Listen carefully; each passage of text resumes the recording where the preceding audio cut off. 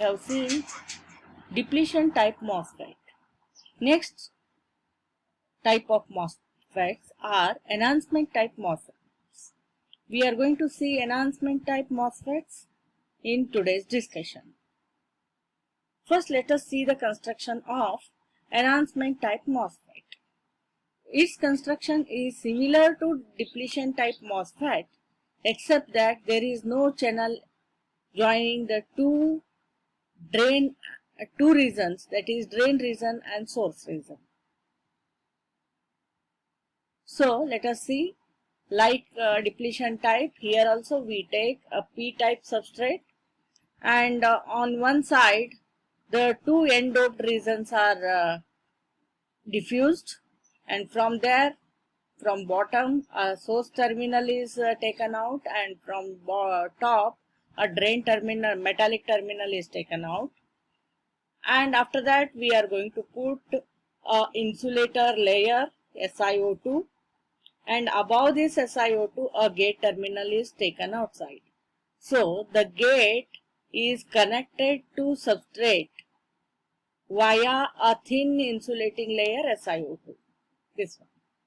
And drain and source are connected to two n-doped regions. So we have seen that the metallic contacts are existing over here, source, gate and drain. After that the oxide layer comes. Then inside here all the semiconductor materials are there. That is why we call this MOSFET means metal, O means oxide, S means semiconductor. And as I said, in the construction the main difference is there is no channel. This is all about the construction. And apart from these three terminals, as we saw in the depletion type MOSFET, one more terminal, substrate, metal contact is taken outside, and usually this will be shorted to the source. This is all about the construction. Let us move towards the operation of enhancement type MOSFET. So we are going to see the operation under two cases. One for VGS equal to 0 and the other VGS equal to positive voltages, that is VGS greater than 0 volt. So in the depletion type we have seen the second case as VGS less than 0, that is VGS was reverse bias. We were applying the negative potential to VGS. But in this case, in enhancement type MOSFET, we are applying the positive voltages.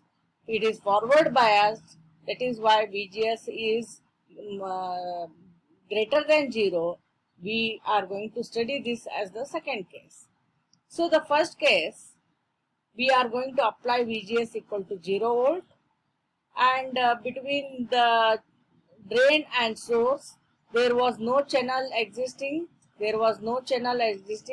Even if you apply drain to source voltage, since the NP and NP regions here are reverse biased and no charge carriers are flowing from source to drain, we are having no current flowing in the device. The current ID is 0. So for VGS equal to 0, ID is equal to 0. The main reason is there is no connecting channel exists between source and drain. And for VDS, some positive voltage and VGS equal to 0, what is that happened is the two regions, NP region and this NP regions, both of them are reverse biased. It is why we don't expect the current. The first case, VGS equal to 0, since no channel is there and the two NP regions are reverse biased, because of these two reasons, no current flows, that is ID equal to 0. So ID equal to 0. The second case is, I said, VGS is forward biased, that is VGS is greater than 0. And with positive voltages at gate, what is going to happen is holes are pressured inside to enter the P substrate region. The holes are made to enter inside the P substrate regions. And as the holes come inside towards the P region, whatever the electrons, free electrons were there in the P region, they are attracted towards the gate. So, what is going to happen is we are going to see the accumulation of electrons nearer the side of the gate. So, if more number of electrons are accumulated here, we are going to have the creation of channel between source and drain. And once the electron channel, that is N channel, is created between source and drain, we are seeing the free electrons moving from source to drain, and that is why ID flows. That is, the drain current flows in the device. So, as VGS is more and more forward biased, more positive voltage is applied, the channel width will be more, and we are expecting the more ID to flow. That is, as VGS increases, ID also increases. So, these all we are going to see with respect to characteristic curves. So, this is the drain characteristic where ID is plotted versus VDS, and we are applying the positive VDS, and for variation in VDS, how much ID is going to flow, we are going to plot in this characteristic.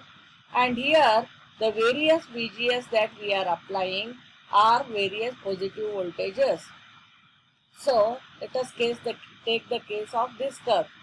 VGS equal to 5 volt. So the curve, the drain characteristic, it in ohmic region, the current increases as VDS increases, and then pinch off approaches. After pinch off, the ID remains constant. The same is the thing, and this is the curve. And for VGS equal to plus 6 volt, higher than the earlier case, the ID will be higher. And as VGS increases in positive direction, the ID in the saturation region is also going to increase. This is the characteristic curve of our E-type, that is enhancement type MOSFET.